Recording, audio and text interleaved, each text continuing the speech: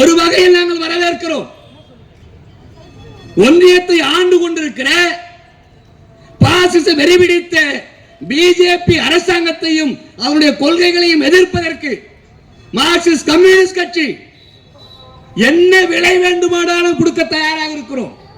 அது எங்களுடைய பாரம்பரியம், எங்களுடைய பிரைட். அது இத்தாலியில் அந்தோனியோ கிராம்சியை 20 ஆண்டுகள் மூளையை செயல்படாமல் தண்டித்தார்கள். ஜார்ஜ் டிமிட்ரோ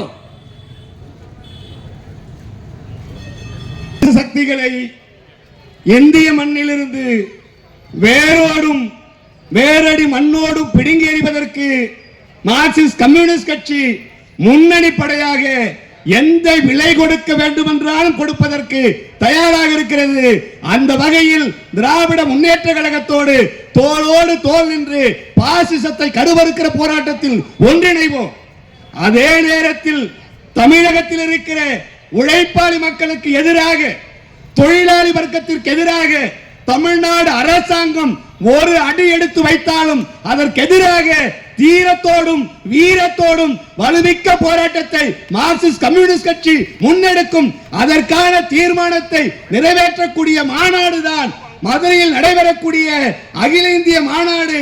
மதுரையில் நடந்த 9வது மாநாட்டிற்கு பிறகு 53 ஆண்டுகள் கழித்து நடைபெறக்கூடிய மாநாடு இந்திய நாட்டில் வலதுசாரிகளுக்கு எதிராக இடதுசாரி அரசியலை, இடது முன்னணி அரசாங்கத்தை கட்டமைப்பதற்கான வியூகத்தை அமைக்க இருக்கிறோம். நிச்சயமாக அடுத்து வரக்கூடிய விடியல் என்பது இந்தியாவில் இருக்கிற உழைப்பாளி மக்களுக்கானது, இந்தியாவில் இருக்கிற பாட்டாளிகளுக்கானது, இந்தியாவில் இருக்கிற விவசாயிகள், விவசாய தொழிலாளிகளுக்கானது.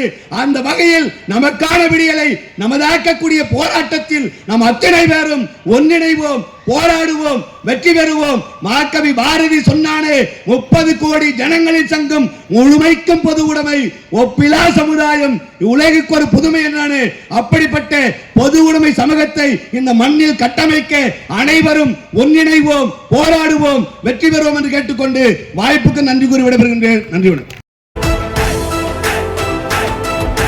சிங்கொடி ஏந்தி புறப்படு தோழா, தேசம் நமதாகும். சிந்திடும் நமது வியர்வை துளியால் தீர்வு உருவாகும். செங்கொடி ஏந்தி புறப்படு தோழா, தேசம் நமதாகும். சிந்திடும் நமது வியர்வை துளியால் தீர்வு உருவாகும். ஒற்றுமையுனது உயிரென கருது